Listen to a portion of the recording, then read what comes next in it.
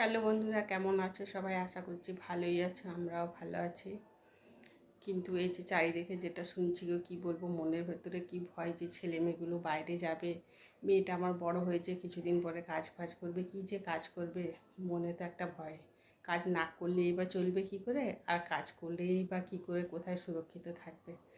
দেখবে বাইরে কেউ যদি যায়, ঘরের কেউ যতক্ষণ না বাড়িতে ফিরছে ততক্ষণ মনে হয় যে কখন ফিরবে কখন ফিরবে। সে টাইমটা যদি পার হয়ে যায় মনের ভেতরে অস্থির হয়ে যায়। কি বলবো, কোথাও যে মানুষ সুরক্ষিত থাকবে কিছু বুঝে পাচ্ছি না। যে মরেও তো শান্তি পাবো না, তাই না বলো? যে কী করে থাকবে এরা। যেদিন থেকে শুনেছি সেদিন থেকে পেট গুড়গুড় গুড়গুড় করছে। আর আমার না এইসব জিনিস শুনলে খালি মানে কি, খালি বাথরুম যাবো আর আসবো, যাবো আর আসবো, আর কোনো কাজ ফাজ হবে না, কিচ্ছু না, শুধু